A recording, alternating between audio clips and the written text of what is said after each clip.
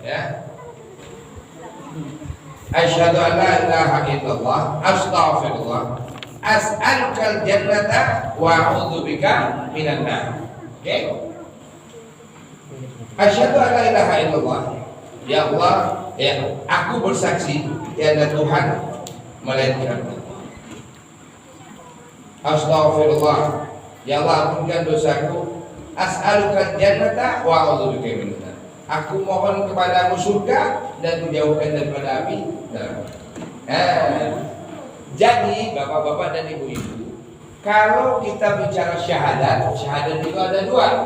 Ada syahadat tauhid, wa syahadat rasul. Asyhadu an la ilaha illallah, ini disebut sebagai syahadat tauhid. Wa asyhadu anna Muhammadar Rasulullah, itu disebut sebagai syahadat rasul. Apa maknanya? Bahwa kedua hal ini memberikan makna. Pertama, kita harus mengetahui kedudukan Allah dan kedudukan Nabi Muhammad. Yang kedua, meyakini tentang kebesaran kedudukan Allah dan kedudukan Nabi Muhammad. Yang ketiga,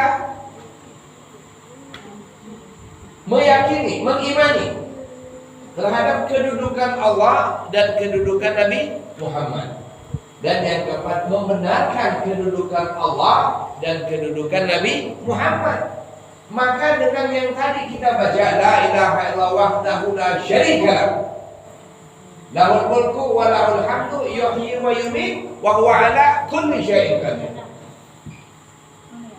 Saya harus sampaikan hal ini karena ini hal yang amat pokok. Apabila orang tergelincir dari hal ini, maka keimanan tidak sempurna. Dan bukan lagi tidak sempurna, dia akan menjadi kafir, dia akan menjadi musyrik. Karena Allah tidak boleh disekutukan dengan segala sesuatu. Apa yang dimaksudkan dengan menyekutukan? Dalam kitab Syaraf Ummatul Muhammadiyah, Syekh Muhammad bin Alwi Al-Maliki mengemukakan tentang sebuah hadis yang pengertian daripada menyekutukan Allah. Ya, la syarika, tidak menyekutukan Allah, tidak menduakan Allah bahasa kita. Ibaratnya gini, Pak Imam ini, ya, saya ini bekerja dengan Pak Imam.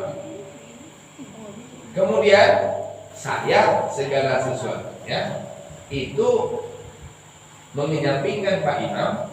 Kemudian saya ada apa-apa lapornya ke Mail. Kira-kira apa perasaan Pak Imam? Ya, tentulah kita sebagai manusia pun akan berkata, oh ini tak benar nih, ini buat aku tersinggung nih. Ya, apa pula hebat dia dengan aku, gitu.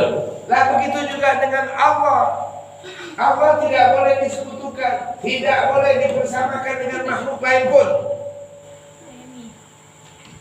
Maaf kata ini, saya harus sampaikan, kalau marah jangan marah sama saya. Marah sama Allah, marah sama Rasulullah, marah sama ulama. Tidak boleh kita percaya yang namanya ancak. Tidak boleh kita percaya buang-buang. Tidak boleh kita percaya yang namanya hantu bangkit. Tidak boleh kita percaya yang namanya hantu belau. Tidak boleh kita percaya yang namanya hantu laut. Kenapa? Itu tergolong taghut.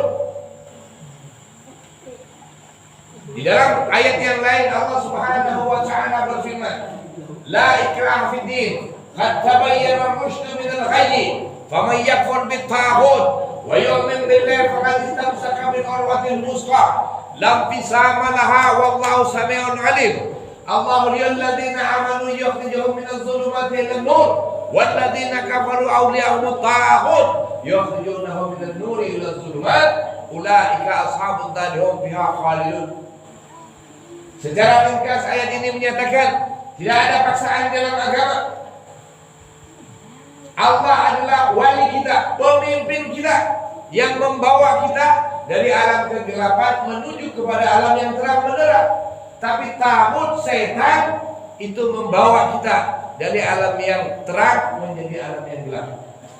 Sehingga digambarkan di yaumil kiamah, orang-orang yang mengikuti setan, setan bilang nih, wahai kaum ahli neraka, wahai kaum ahli neraka, aku yakni masuk neraka. Salah kau, kenapa kau waktu di dunia kau ikut aku? Kenapa kau di dunia mau mengagungkan aku, sementara aku saja tidak bisa membela diriku di hadapan Allah Subhanahu wa Ta'ala?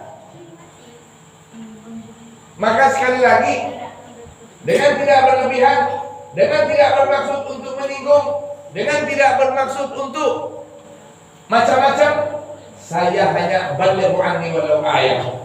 Ya, fadzakir fa inna dzikra tanfa'ul mu'minin. Jadi saya minta dengan segala hormat bahwa ayat ini, amal yang ini semua dari Allah, semua dari Rasul sallallahu alaihi wasallam. Maka kalau kita lihat daripada ayat ini, asyhadu an la ilaha illallah astaghfirullah, as'alukal jannata wa na'udzubika minan nar. Ada 4 potongan daripada kalimat ini. Yang pertama tadi kita bersaksi tentang kedudukan Allah, Allahus Samad, lam yalid wa lam yulad wa lam yakul lahu kufuwan ahad. Bapak, Ibu, saya minta waktu untuk menjelaskan masalah cerita tentang kedudukan Allah.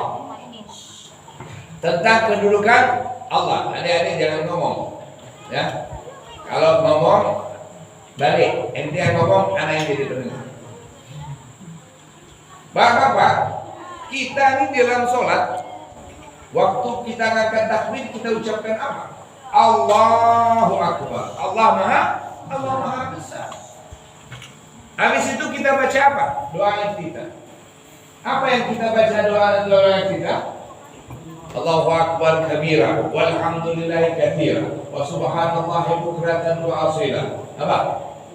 Inni wajjahtu wajhiya lilladzi fataras samawati wal ardh. Yang mana pada saat itu ini wajhatu wajhiya, ya Allah aku berhadapan denganmu, saya berhadapan dengannya Allah, ini wajhatu ya lilladzi fataras samawati wal ardh, yang menjadikan langit dan bumi, hanifan musliman wa ma ana minal musyrikin,